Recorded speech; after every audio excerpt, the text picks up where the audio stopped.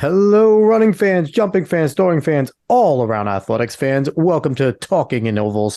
I'm Alex Cuesta. How's everybody doing out there on this Monday, December 12th of 2022? Before we get into all the fun stuff, like, share, follow, subscribe, give us 5 stars, Spotify and iTunes, spread this word of mouth. Go find us on Twitter at Talking in Ovals, and I will be working on eventually getting us an Instagram page and a Facebook page, so we'll be talking about all that as well. But as always, with me, my awesome co-host, the man that everyone comes to hear talking, that's not me, Hyatt. What's going on, Dave? Not much, just in a great mood today. We are in the last week of home renovations, so things are almost back to normal. What is normal, Dave? There is no such thing, especially when owning a home, because you and I both know the renovations will be done, will be beautiful, and then the one thing you didn't focus on is going to be like, well, got to fix that now. Absolutely. So before we jump into our guest, we actually have some PRs, and we are assured that as of next week, we should be getting more and more from the high school level. So I'm excited about that. Again, everyone, send us your PRs. We want to give you a shout out. Runners, goers, jumpers, even just people that casually run. Everyone works hard in this sport, and we want to make sure that you guys get acknowledged for what you do. So I just want to give a shout out. Nora White, Marist Red Fox. She ran a 16:59:05 5K opener over at BU, fastest freshman 5K in Marist history.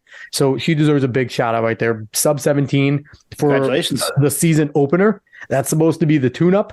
And, you know, that just compounds on a good XC season. And then in the race walking department, which we've been talking about this high, we want to talk a little more about some race walking. Marissa Scioto walked a 7:45 mile.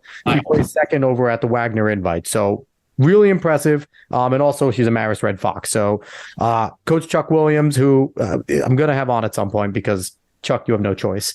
But he's doing something really good there with race walking. He's been doing a really good job with the women's team there. So shout out to all them. Now, on to the fun stuff. Our guest today is someone who I've had the pleasure of talking to already once. He was gracious enough to come on my former show, Sports Opinions Podcast. When I told him we were starting this show, I kind of reached out to a bunch of people that were runners and everything. Was like, hey, would you be willing to come back on? Without any hesitation, I get a text back. Absolutely. And since then, he's had a pretty cool life change since we wanted to start the show. He's Khadevis Robinson. He's the director of track and field at Texas Christian University, TCU, for those that don't know. He's also a 2-time Olympian, 8-time USA champion in the 800 meter between indoor and outdoor, one of the greatest American 800 meter runners to ever touch a track. Coach, what's going on? Yeah, I'm just excited to be back, excited to be on this journey and being able to help others, go after their dreams and try to reach their goals. Yeah, and if anyone follows you, you have put a lot of Khadevisms, is what you call them. I hope I'm pronouncing that right. Khadevisms.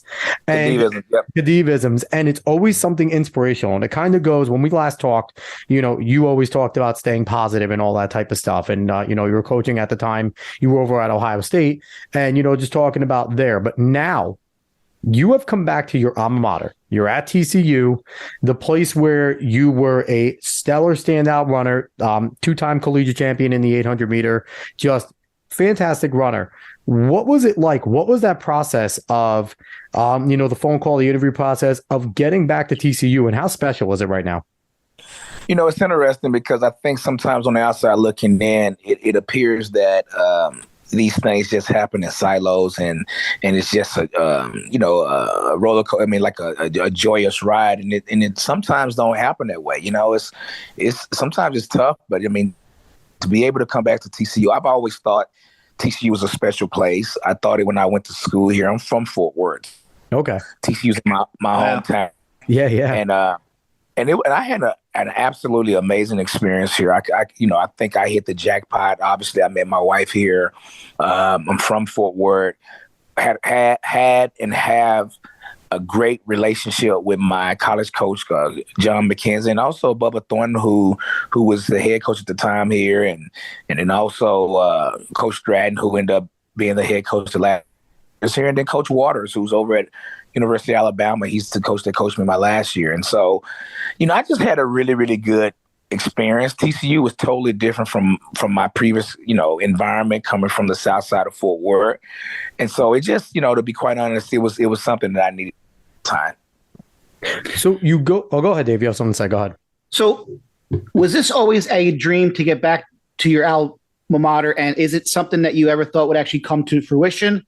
Or were you kind of just seeing what would happen in terms of where you would end up coaching? And did you think that you would ever get a chance to be a head coach at such a major program?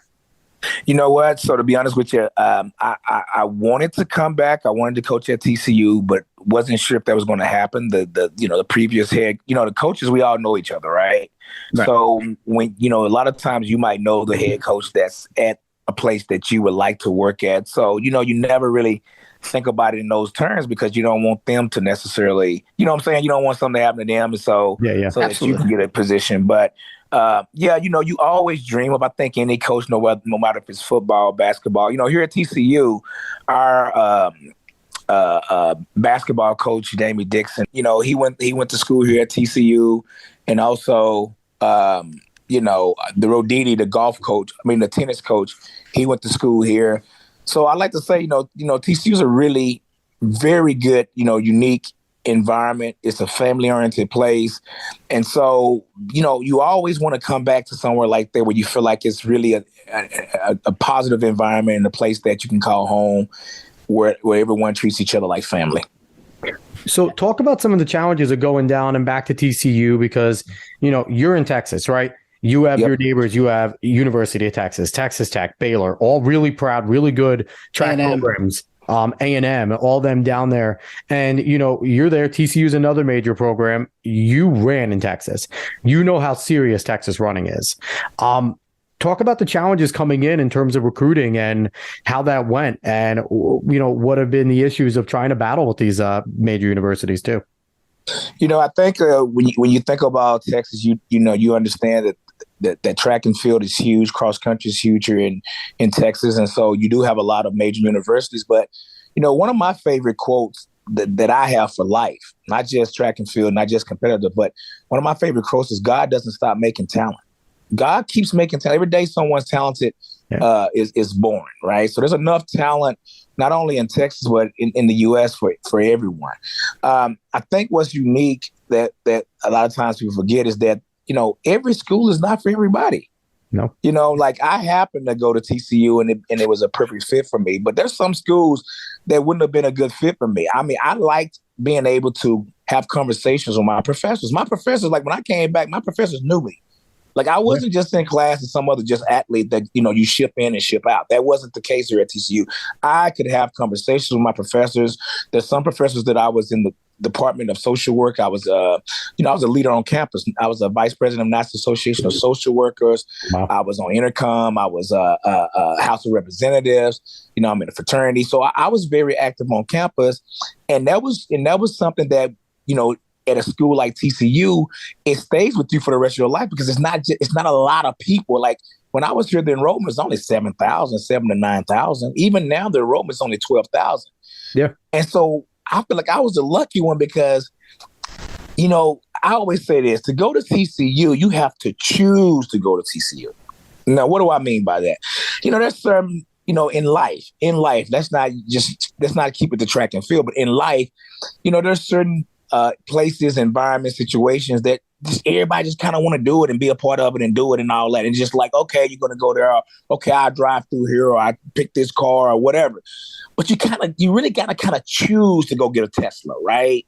You choose it because you say, okay, maybe the way that the panel is and you can see it, it looks like a iPad or maybe because you're not have to spend money on gas, you got electrical. So you choose. It's not like I just go and grab another. It's very unique. You make a choice.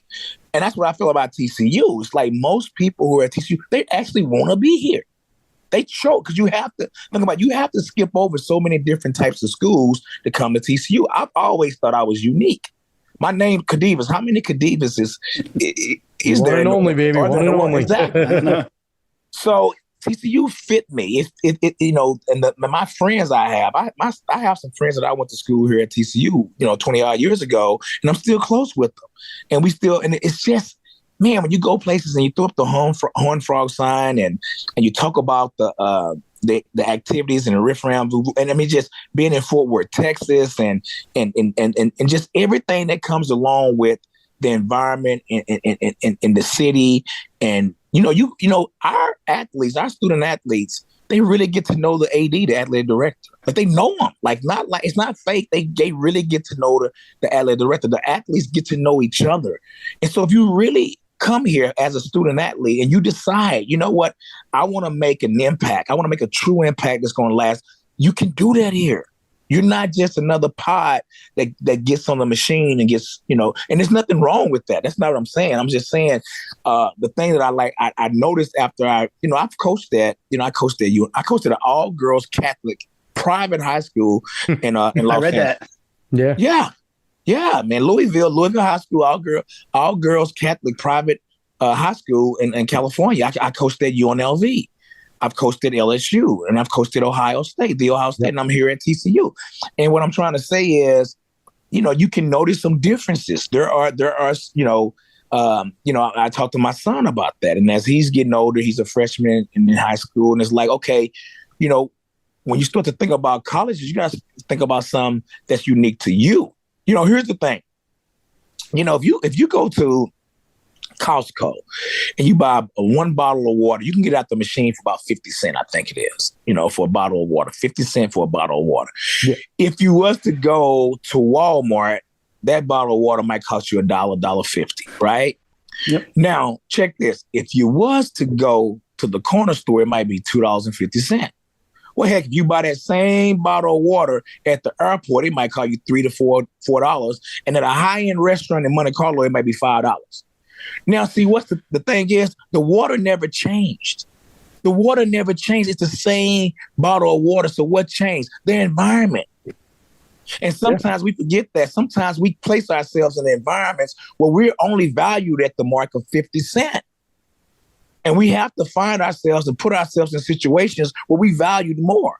Most people won't do that. They want to put themselves in a pod and be in the same value of everybody else, or everybody that's a whatever star, whatever that stuff's supposed to mean. Remember, I didn't take any official visits. TCU was the only place I kind of took. I wasn't on a full scholarship. I had to take out loans and all that type of stuff.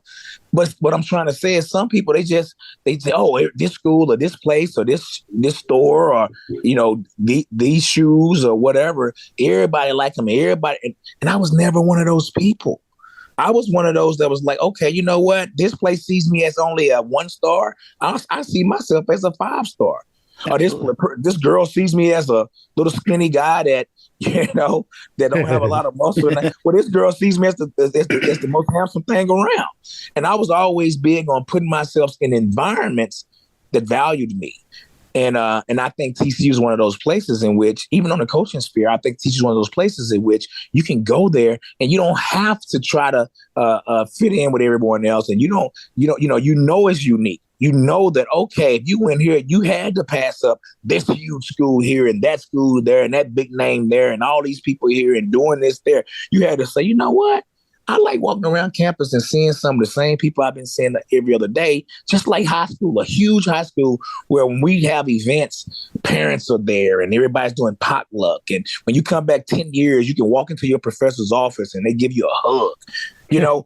I like that. Yeah. That's nice. Dave, could you imagine sitting across the table as a high school junior or senior and just having Khadevis give you that speech? Not only are you sitting in front of Khadevis Robinson, but now he's giving you that speech about the uniqueness of TCU as opposed to everywhere else. What else can you say besides, Coach, sign me up? I'd say sign me up. Coach, I have a question for you. Do you see any correlation in the recruiting process due to the success of the football team? Like, do you find that that's becoming that's putting TCU maybe more on the map, and it's a place that might become more desirable for certain athletes? Because I know when I was in high school, like people wanted to go to Penn State or Michigan because of the atmosphere at the games and things like that. Do you see any correlation in that? I do, but it's a little bit different because what happens with TCU is it's like this. As their football team's doing better, right? What it does, people will say, TCU, let me see what they're about. And when they look into it, they go, oh my goodness, it's amazing. And we've all done that, right? Not just with schools and stuff. We've done it with restaurants. So we've done it with, you might be driving down the street and you hear, you hear some on the radio, or you see some and you try it and you go, man. And typically, usually, think about this. Usually, those are the best spots. When you have a friend come in town and they say, oh, I heard this. And you go, no, go to this little spot here, because you know about those. So what happens, though, sometimes some of these places, some of these things, some of these clothes, some of these foods, they have to be put on the radar first. Because, and I'm trying to find the right way of communicating this. There are, you can go to a TCU football game and you can be standing next to someone and they can be prominent in the community, prominent in the world. They can be well off, and you would never know because they're not flashy with it. They're not showing. They're not trying to let everybody know. They're not trying to say, okay, because TCU costs this much, the tuition is this much, I have this, and it ain't showy. And see, TCU's like that. I mean, think about it. I mean, like you look at right now, you look at our women's soccer team. It's finished top 10 in the nation. Yeah. Last year, indoor, our men's tennis was a national championship. Our equestrian is always ranked top 10. Rifle is always ranked top 10. I mean, so what am I saying? I'm saying like all these things and most of these sports are really good, but you wouldn't know because it's not flashy, right? So what happens with football, what it has done, it has put us on the map. So now people go, let me check this out. And then when you look into it, you go, oh my goodness, they have one of the best entrepreneur programs in the world. Oh my goodness. TCU's only about 20, 25 minutes from a major airport, DFW airport in Dallas Love Field. Oh my goodness. Within 15 minutes, you got, Wet n Wild and Six Flags. And then within a little small, it was voted one of the top young professional areas in the nation. But see, the football, what it allows you to do is people thought they look. And then as you look, you're able to look into it and say, okay, I see now. I mean, TCU's a great place, not only because it's a small Christian university, not only because it's in a major city. I mean, Fort Worth's like the 13th or the 14th biggest city in the U.S. Yeah, it's a big city, certainly. Yeah, but it don't feel like it, right? TCU doesn't feel like it's a huge city. And then you start naming some of the people, that went to TCU and ran TCU. I'll give you an example. You guys know track, right? Yep. So you guys know Asafa Powell, one of the greatest sprints. Well, I went to school with his brother. Oh, wow. His oldest brother went to TCU named Donovan Powell. Nobody knows that. And then you talk about Michael Frater. He's running on the same relays as Usain Bolt. And I can keep going on and on and on. John Drummond. And so what am I? And that's just the name of food. Right, that's the track. Look, Daniel Tomlinson. Yeah, I mean, I can go on forever. I just named. Yeah. For the sake of track and field, I just named a couple, but I can go on. In the business where I can go on in entertainment, I can go with and all different. But I say that to say because it's not flashy. It's like when people do well, it's not like and it's hard to really put it into words. It's not like they go, hey, look, I'm this and I'm that. It's like, okay, when I was here one year, we was running and we was going to go up to a major meet. And before we went to the meet to run the relay, our coach said, hey, when y'all go there and beat them, act like you've been there before. Yep, I love that. And this is before we even ran. Absolutely. I've used it as a coach. Pretend like you've been there before. Yeah. Yep. And so the thing about TCU is it's like you have these things and our alum, man, I get excited because it's like my track teammates that I went to school with, just the ones I went to school with, are like some of the top business people. And the thing about TCU, it's like it has a lot of things that people don't know about. And so what football allows, it allows you to go up in there and then look at the other things that TCU has to offer. Certainly does. Now, you're a guy that preaches positivity. You're a very positive person. Anyone that sees things that you say, the way you coach, you're all positive. But now you're a head coach here. You're at another major program. What are the challenges of, creating and molding great athletes, turning them into adults? Because I think we all know you walk into college at 18, you think you're an adult. You sure as hell ain't an adult. Creating adults, creating leaders, but also trying to get all these athletes to click into that championship mindset and have a little bit of killer instinct there as well. People don't people don't care how much you know until they know how much you care. Okay? People don't care how much you know until they know how much you care. So the first thing is to let them know you really care about them. Mm-hmm. I tell people, I've had my 15 minutes of fame. This is not about me. I've been lucky enough and fortunate enough to have won an NCAA championship, won some USA championships, make some Olympic and world championship teams and all that. So this is not about me puffing my chest out, trying to prove that I'm the best coach in the world. Really it's not. My goal here is to provide the opportunities and help student athletes like my coaches help me, period. Right? That's what I want to do. I know kids that when they made the finals at conference, they started crying because nobody believed in them. Yeah. People told them you can't run Division I track. So that's my goal right there. So some of the challenges, the first thing is you got to meet people where so that was a challenge for me. You see, I thought everyone wanted to be an Olympian. So here I am telling them about how amazing they can be, and this is how it's going to look. And when they make the Olympic team and all this, looking at me like I'm crazy. They're going like, dude, all I want to do is travel to the conference. Me. Right. So, Coach, does it burn you up when you see athletes not working as hard as you once did, or not taking it as serious as you want them to take it? I don't want to say it burns me up, but I want to say I used to couldn't understand it. Right. Now I can a little better. But before, when I first started coaching, it was I just didn't get it, man, because I was poor. Like, so track and getting an education was my own. I didn't know no other way. Like, I don't like, even to this day, maybe you can tell me this, how can you become successful in anything in life without working hard? Like, I still don't know. Like, I don't know. Like, if I knew it, you can't. So I'm like, if I knew, like, I'd be asking some people I know, like, how do you do? Like, how does a person become successful, massively successful, reach their highest potential without working hard? Because if you know how to do that, tell me. I will write the book and become rich. Well, they can get there, but they sure as hell don't stay there. Some people do take the easy route. They get there for a hot second, but then they're gone. So it's like, if you're not willing to put in the work, you're not. They don't maintain it. Yeah. No. Well, also it's like, okay, well, maybe you got there. What is getting there is one thing, and I learned this the hard way. Getting there is one thing, making the finals is another. Mm-hmm. Getting top 3 is another, and winning it is a whole nother level. Oh yeah. So with some of your top athletes, I know this is an adjustment for a lot of high school athletes. What is it like telling a 1,500 meter runner, an 800 meter runner, guys like, hey, you have heats. This isn't just all one race. Like, you have heats, and now you got to make it through heats, and you got to get to the finals, and then you have to run your best at the finals, most likely in the same day at these meets. How do you approach that with some of these athletes that are good runners, but it's like, wait a minute, I was used to giving it my all, and that's it. You know what, to be honest with you, on the high school and college level, if you really just plug in and really just follow the program and the process and all that, most kids that's on a certain level can do that. I mean, I know it sounds, I'm telling you, man, like, listen, I'm gonna pose a question for you guys and watch this. When things get hard, most people do what? Quit. Okay, easy, right? We all know that.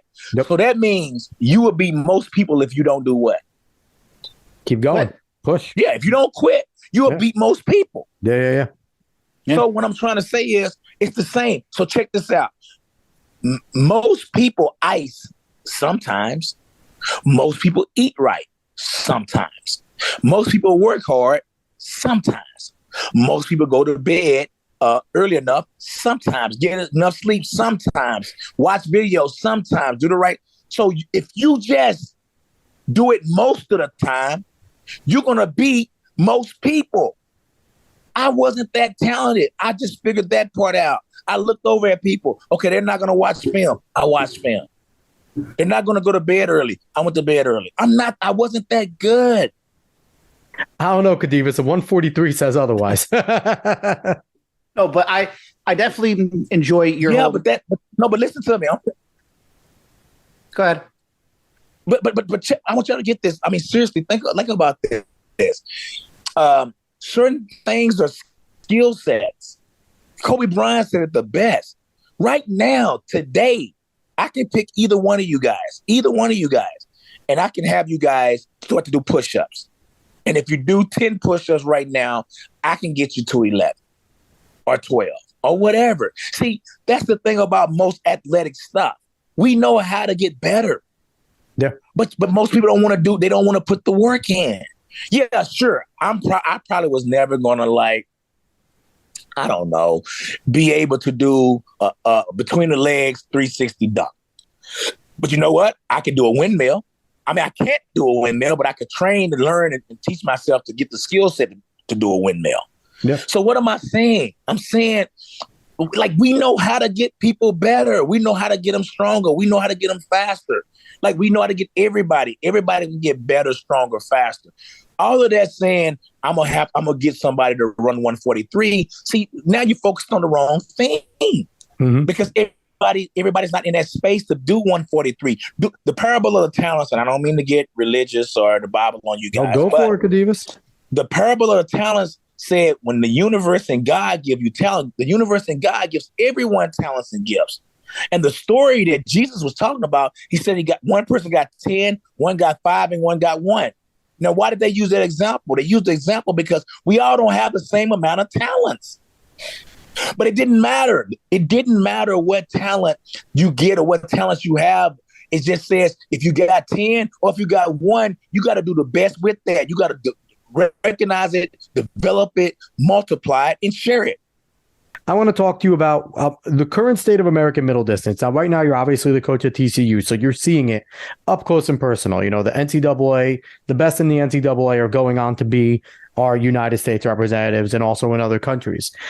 How do you feel the state is of American middle distance right now? A spot where you dominated for a little bit. Oh, it's awesome, man. These kids now, I mean, oh my goodness. I said it about 3 or 4 years ago. Like, I'm glad I came out when I did. Because absolutely. The guys who are out here now it's tough. I mean, you gotta be all in, man.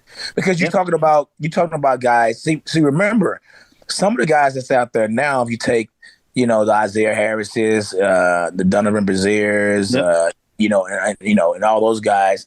I mean, some of them was absolute studs in high school. Yeah.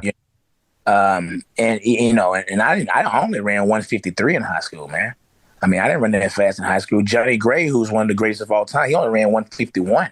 He was one of my absolute favorite athletes to ever watch. And I'd say arguably, definitely still, one of our, if you're not he's not one of your favorites, I mean, you're not a middle distance runner. And you were a teammate of Johnny Grace for a little bit, weren't you, Khadevis? Yeah, man. Johnny reminded me of him. Yeah, you reminded me of him so much with your running style, like went out early and just had that mindset, like, I'm better than you, so why would I even keep you in the actual race when I know that I could beat you? I loved watching you race. It was a pleasure.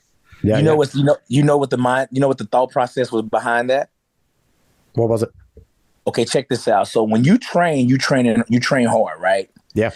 But you see, here's the thing. You cannot go out and do a 114, 115, 116, 142, 143, 144 if you don't train hard, right? So the rationale was, I know what kind of work I've been putting in. You got to prove to me you've been putting that work in. And see, if you've been doing it, then you're going to be there no matter what. You're going to be there whether I go out fast or I go out slow. But if you haven't, now you're going to be in some trouble. So it wasn't so much that we was going out so quick because we knew we could beat the other people. No, we knew that by doing that, we're slimming the fat. Now we're trimming the fat. We know that only about 5 people. So let's say you go to the trials, the Olympic trials, and you make it nowadays it's different, but let's say you make it a 144.5 or faster race. Well, now only really, and sometimes only really about 5 guys can really run it, 5 or 6 guys. Yeah. So now you're not racing the whole field of 8 or a whole field of 9. You're only racing like 5 or 6 guys.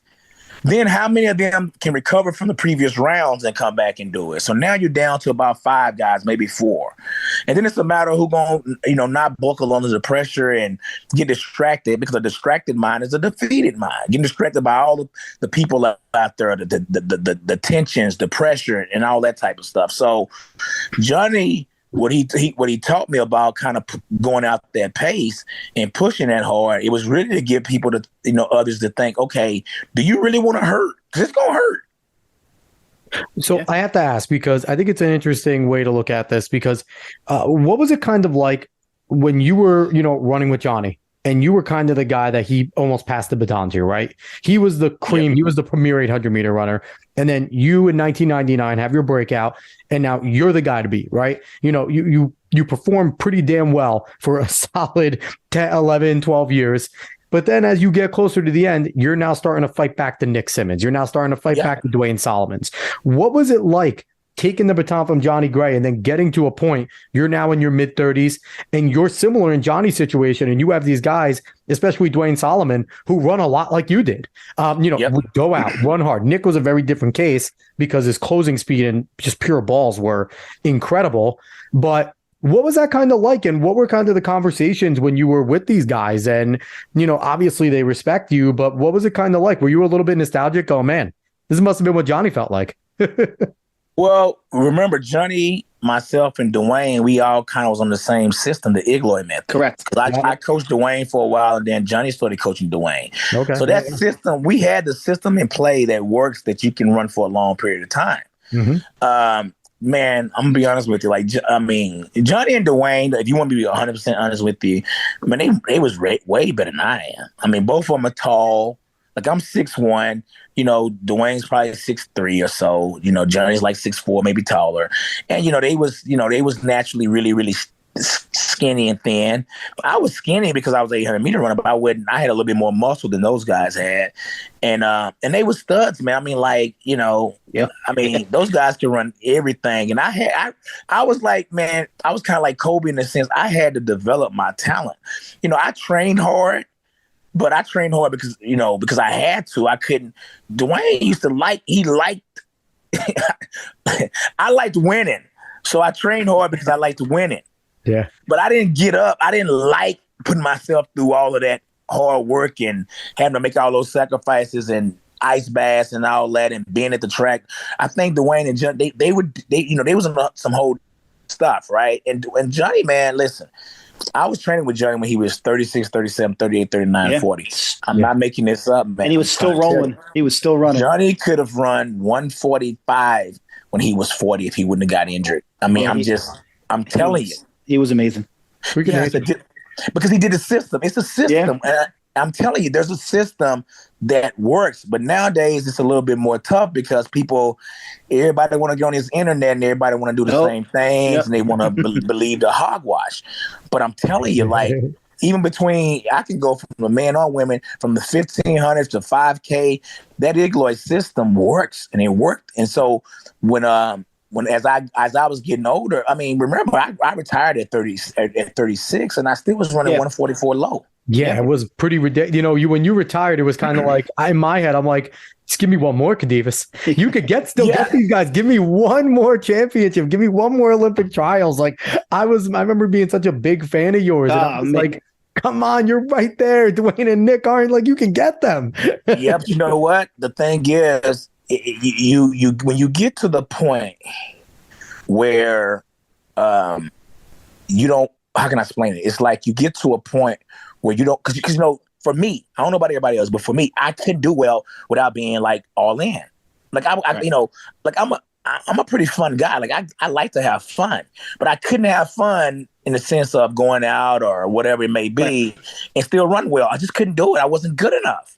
Yeah. And you've done it for so many years that it's like, there's a point where life has to kind of start and you just need some kind of change. And I had kids. Remember, at that point, I had two sons. So I had to start thinking about, I'll tell you like this. My last Olympic trials, 2012. 2012. I watched that race today. So that 2012, I don't know if you guys noticed, but I used to lead races all the time. But by the time 2012 came, I was going to bring that up. Yep. Yeah, it was you and Nick in the back. Yeah. And then we end up getting, first and second. But my point is, that trials, I didn't even have my wife and my kids come. And the reason was because I wasn't able to have them there and really focus them. Because in 2008, I only had one son, as it was Zion, and my wife and Zion came, and I don't think I handled that well because I had, you got a kid, man, you got a wife, you got to, I mean, you got to give them attention. I mean, even in the Olympic trials. Yeah. Even at the trials, you got to they want to eat something. You at the trials and you got this routine and you like, okay, all I eat is rice and chicken. And, your wife and they like, I don't want to eat rice and chicken every day. And you're like, well, this is what I do. I like to eat the same thing every day, all day. Yeah. Right. Yeah. And then the 12, I'm like, you know what? I don't want to have to think about, what they might want to eat or, what time to go to sleep. So so the point I'm making is it comes to a point where you cannot continue to be that selfish. Yeah. Because to be a champion and a winner, you have to be selfish. You have to be selfish. Yeah. And we got to all be grateful that, you have a spouse who allowed you to be, selfish and saw that you had the ability when, was cool with that. Obviously, she knew who you were when she married you, but still, like you said, it does come to a point. You're now getting into the twilight of your career and, the foot starts stamping a little bit harder. Like, hey, come on. When you're just going to come be a family man now, it. And I think we all hit that. Like, me and Dave obviously aren't, as skilled as you, but we do this. We take time out of our nights to do this once a week. And it takes good spouses to sit there and be like, if the kid wakes up, I'm going to take care of them. You know what I mean? Yep. Like it takes a lot. It does. And the dedication is pretty incredible, obviously. Yeah, I agree. Now, go ahead, Dave. Speaking of 2012, you're at the Olympics. Were you able to stay and watch that final? Because to me, that is considered one of the greatest 800-meter races ever run. Yeah. It was. It probably was the greatest 800-meter race ever. I mean, you had 5 guys under 143 because I think Simmons was at 5th in like 142. And obviously, I mean, David Rudisha, I've just watched him run all the time and I was just in awe of him. And you don't usually see that kind of race in the Olympics because there's no rabbit. There's no rabbit, yeah, man. But so what was it like just being there and seeing him just go for it and everyone just kind of follow suit? That had to be a pretty amazing to have a front row seat for. Funny story. Well, David Rudisha was actually in a plane crash today, and I think he's doing well. Yeah. Oh, no, okay. Yeah, I think he's all right though. So I didn't hear that. Keep him in our prayers. But absolutely. Maybe it was yesterday or today, one of those. But either way, man. What I actually did, I knew that race was going to be crazy fast because Rudisha used to tell Kenya. The Kenyans back then, they was interesting because they would tell you what they're going to do. Yeah, he was open about it. He said, "I am going for the world record." Yeah, I'm going. I'm going, guys. If you want to come. If not, And so, Kaki, who I was pretty cool with, who was from Sudan, and some of those other guys, and they were, they was gonna go with them. It's just the way the guy from Ethiopia, and then Amos was a youngster then, but he had been running well, so you knew what was coming, and I had my whole family, my wife, and at the time I had both my sons, Zion and Ishmael, there. And to be quite honest with you, man, I couldn't stomach it. So I took my family. We left London and we took a train out to Brussels. And I had ironically enough, I have a college friend, Joanne, who I went to TCU with. Her and her husband, great guy, great family. They was living in Brussels, and Brussels is one of my favorite places in Europe. And we stayed with them. And I remember watching it. I remember watching it from a little cafe type spot. It was and I was sitting out there and I was watching it on TV. And I knew it was going to be, I was sitting there shaking because I was just nervous and scared. And I really wanted, I wanted Dwayne and Nick to medal, man. They got 4th and 5th. I know, like that's some shit. They were right ran there, 142. Man. Yeah, and they were closing, man. And that race was just insane. I know. That's kind of my story, What a great time that you had to be part of track and field. So many amazing runners, and what a great era. So I have a question for you, Khadevis, because you competed against the former 800-meter world record holder, Wilson Kipketer, later in his career. And then you competed against David Rudisha, kind of in the peak of his career. I guess, really the only knock against Wilson Kipketer, if you can knock the man, is he never won an Olympics. He was a world champion, but he never won Olympics. David Rudisha did it all while he was there. He was dominant, which, the guy just ran a certain style. What was the main difference from your perspective between Wilson and David? Like, what kind of set them apart? I think Rhodesia was just more naturally talented than everybody. He's tall. He can run he can run a fast 400. Yeah. He came out running fast. He was brave enough to go and do it, and just, he everything just aligned themselves. Kip Keeter, to be quite honest with you, if you really want to be honest, Kip Keeter's probably when you put everything into play, the greatest 800-meter runner. Not, Rhodesia is the best, the greatest, because he broke the world record. He ran those fast times more times, and he won a double Olympic and double world championships and all that. But man, if you ever watch Kip Keeter run, it looked like poetry in motion, man. Yeah, it just looked like it. You would think it could look like he was floating, and he would do stuff, and it was unfreaking real. But it didn't seem like he dominated you without dominating you. I don't know how to say it. Kip Keeter, he reminded me of like El Garouge was in the 15 and the 5. They were just so they just found ways, talented, but like they were so gutsy, and they always found a way to get it done. They were both just one of my favorite runners to watch. If you watch Kip Keeter's 141 or whatever, and you watch Rhodesia's 141s or 140, when you watch them, you watch them, Rhodesia's coming through the first 4 cruising was because he was so fast, meaning he could run a 44 or 45 or whatever. So he was coming through them long strides, long legs, and he was just on the gas just slightly. Yep. But it was because he was so fast. Kip Keeter would be coming through, and you looking at him, and he would just be cruising. He'd be floating. He'd come through fast. Mm-hmm. Yeah. He'd be so smooth, you couldn't tell it was fast, right? But it was fast, right? And he was running fast, because it ain't like he was running the 44. And so it was just, one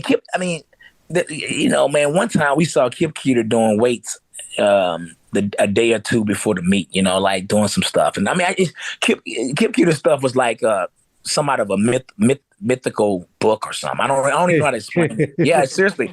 You just watch his races, and he's running. Think about it. But the guy ran 142.60 or something crazy indoors without a rabbit. Yeah, that's insane. And it was 2 days after a day or two after he ran 143. And those indoor tracks were not as fast as the indoor tracks now. No, nowhere near. Rabbit, nowhere near. 143, come back 146 cruise, and then come back 142.60. Unreal. Yeah, so, he was so smooth. Do you have any names for us right now that you see kind of on the horizon that we may not know about in American 800-meter running middle distance that we should be looking out for coming up on the up and coming right now? No, I think the guys that's there, I think the Clayton Murphys and the Donovan Baziers and Isaiah Harris's, and I keep forgetting my boy name who's from Texas who went to Kansas. What's his name? I don't know why I went blank, but anyway, those guys, that's a heck of I think, nowadays with the way things are set up, I think we're in good hands. It's just so competitive right now. I think guys and girls, if you want to be one of the best, you have to be all in. I just really believe there's no easy routes. And if you want to have a long career, you better be all in. It's just, that's the game now. You see people that win something and then 2 years later they retired, man. Yeah. So no, it's the longevity. Now, are you surprised that we don't see as many 142s on a consistent basis that we did maybe when you were running? It seems like, and it could be for many things. Maybe the pandemic kind of, put a halt to everyone's training. But I felt like this year we didn't see as many of those really fast times, even in the Diamond League. Like we didn't see those dominant, like sub 143 times as much as we have maybe in the past. Yeah, man. Think about it. You got to, all of that comes out of being hungry. In other words, you had a lot of guys that if they didn't, if they wasn't running or if they didn't run well, what else were they going to do? Does that make sense? It's like they were running, Johnny, I'm just, Johnny and I are close and we talk all the time. I hope you don't. I used to say, man, how you run so fast and so well for so long? He said, I had to. I said, what do you mean? He said, I had kids, I had a family and kids. This is how I pay my mortgage. Yeah. Right. And so what I'm saying is, I think there was a time in which this is how people had to run fast because this is what they did. This is their option. Whereas now I think that there's more people that they have other things to fall back on. And so maybe they don't push as much. I don't know. Right. Or, there's more money involved in certain things like appearances. Other things. Yeah. So the one last thing we have to ask you before we go, Khadevis, we've asked a lot of our guests this. I want to ask you, how the hell do we get track and field to stick in America? Me and Coach Hyatt are trying to do our part here to kind of bring a light, have guests like you on. Hopefully have other great guests. We would love to have like Johnny, Dwayne, anyone else that, coming on to come talk to us. But it's like, how do we do it? The Diamond League is the Diamond League, but it's not big on America. We had the ATL, but, it wasn't, it didn't have many of the big names. So what are we going to do? Because there was a time where, if you were a runner, when I was growing up, we wanted to be Khadevis Robinson in middle distance. You know what I mean? Like, but runners did, not everyone. So, do you have an idea of how do we grow this sport in America? What can we possibly do? Well, here's what you got to do. You got to have events. They can't just be track and field events. They have to be full-fledged events, right? And so, what do I mean by that? So, if you have a meet, you got to build it around other things also. So, for instance, if you're in LA, if you're in New York, if you're in Atlanta, if you're in Miami, if you're in all these places, think about it. If there's a track and field event going on, it goes back to me talking about TCU. To go to TCU, you have to pass up so many other places and choose TCU. Okay, if you're in Miami, if you're in LA, and there's a track meet going on, and they're charging $50, you have to pass up a lot of other stuff that you would say, okay, this is going to be $30, but I'm going to pay $50 to go do a track meet, right? Yeah. Well, it's the same on TV. There's a lot of other good entertaining things on TV, so you would have to choose to pass up those things to watch track and field. Therefore, track and field has to be entertaining. Secondly, it needs to be a consistent schedule. Yep. We know Saturdays are college football. We know, and then we know what we're going to get. Even if it's a consistent schedule in basketball, we might know, okay, Zion Williamson's going to be playing for Duke, right? Problem with track and field is you don't know. You don't know if the guys, especially on the pro level, is he going to run this race? If he's not going to run this race, if he does run, what he's going to run? We've mentioned that many times. Contracts. Yeah, so it's like, we need contracts on these major programs. Yeah, you gotta build something that's consistent. Then you gotta make it make sense. What do I mean by that? Well, I remember years ago, Michael Johnson, when he first ran that 19.3, I had a friend say, "Man, that's fast," and I looked at him like, "You're darn right, it's fast. It's beyond fast." He kind of didn't get it right. So people know when they see a 360 dunk that's amazing. People know when they see a kickoff return, it's amazing. But when they see a fast run, 100-meter runner that runs, 9.9, and then runners run 9.8 and runners run 9.7, the average Joe Blow, it looks the same to them, right? Yeah. Or 10.1. Yeah. So we have to get it to a point where they are knowledgeable about what's going on. We have to get the novice fan in it, meaning we have to get them involved in it. And that's not as hard as people think. We just work in silos. It's like for track and field in particular become more popular, we can't work in silos. We have to work in a way that it's a win-win for everyone, not just the people that's winning, holding on to them winning. It has to be a win for everyone. Mm-hmm. So you get the sponsors involved with the kids, and you get the high school. What I'm saying is you put events on in which it draws a more diverse crowd, and then you build around that crowd. Right. And then you get a consistent theme, meaning you might. Listen. Why don't we have track club, track leagues? Okay, what do I mean by that? Let's say we have Team Florida, Team LA, Team Florida, Team California, Team Texas, whatever. And then during the season, so from March to August, you have a meet every weekend. And Team Texas has, 2 representatives, 3 representatives, men and women for each event. Right. So for the 800, for whatever event, and then you have a competition, you take score, and you have like you score it, like you have. And now you say, well, Texas. So now every week, now the next week, so this week it was Team Texas against Team Florida, but then next week it might be Team Texas against Team Pennsylvania and playing Florida against Team Ohio or whatever, right? Or you can have 3 teams, it don't matter, and then you do a league, and then you know what I'm saying? You make it so that now the average Joe Blow who lives in Ohio, he wants to look because he feels like he has a connection to Ohio or the 10K, and you have every event. I like that. So this person that did the discus in high school. Now she might not want to watch the event, but she goes, "Oh, I did the discus in high school, and Team Iowa is playing, and this little girl is doing the discus, and now she want to watch the discus because she did the discus in high school from Iowa."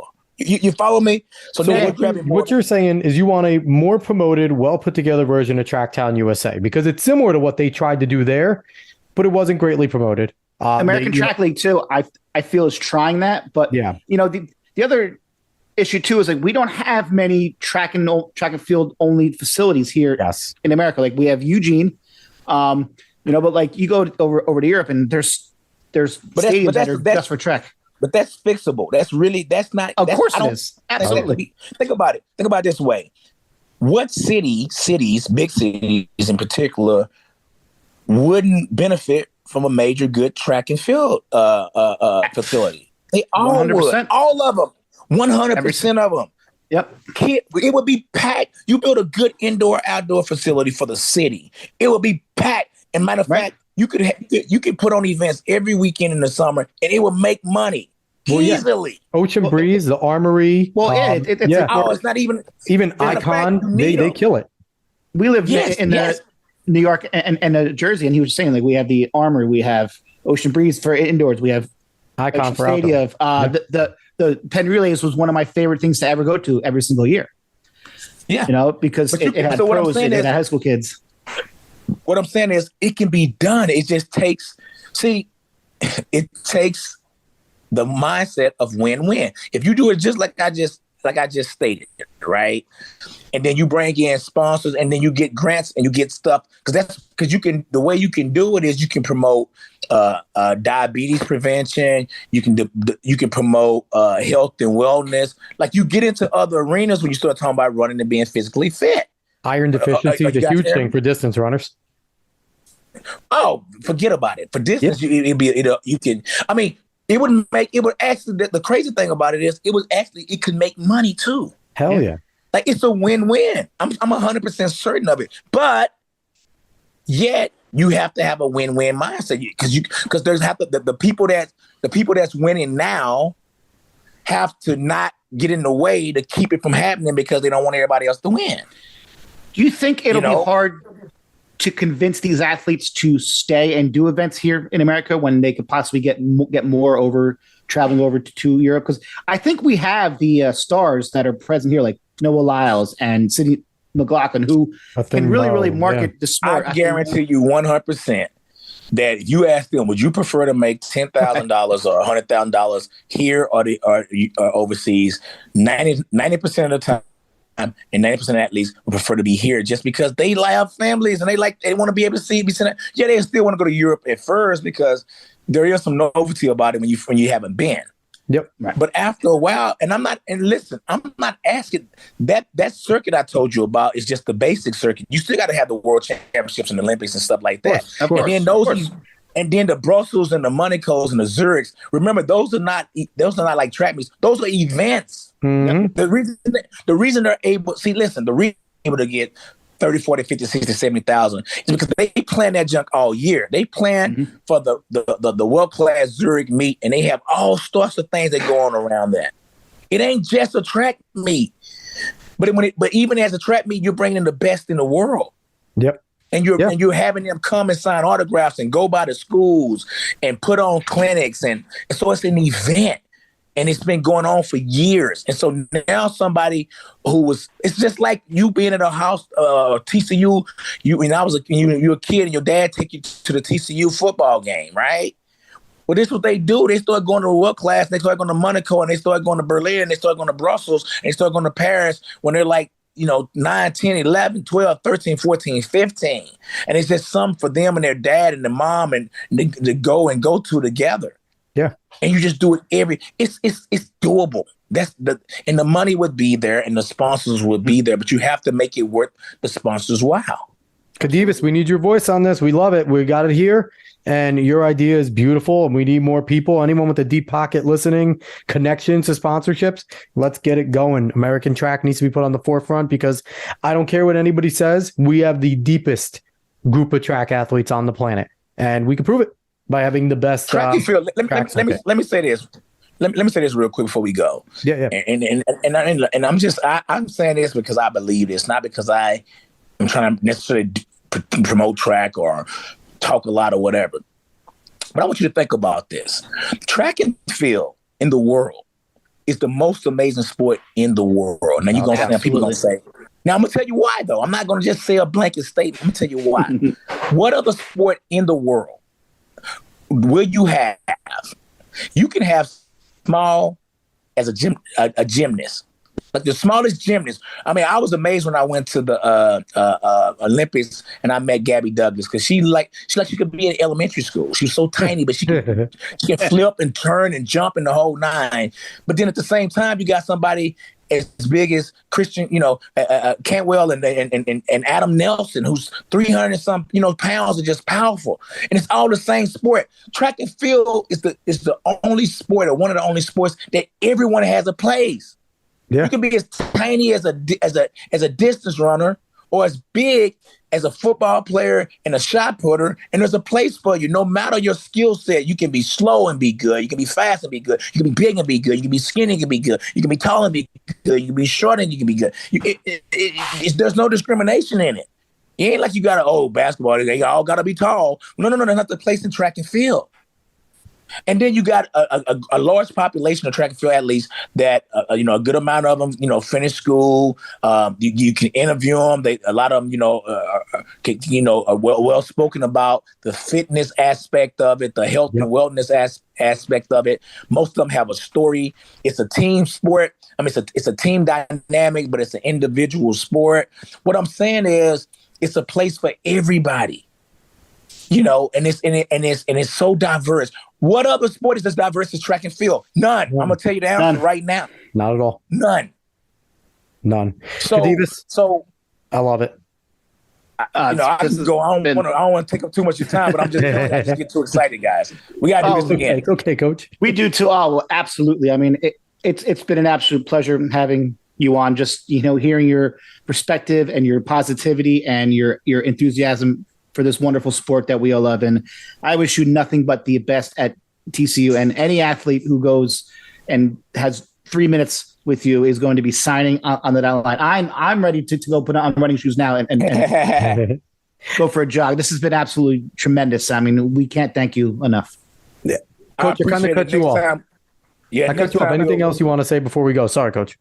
Yeah, next time we'll get the recording right. I'll be in a better place with better internet, and we can really dive deep into this, because this is something beside this ain't something I'm just talking about because I'm a track coach at TCU. This is something I've been I have a great idea, and when you and I get to talk another time, I'm gonna shoot those ideas out there, and I know you guys are gonna think it's fascinating. We would love thanks for having me on.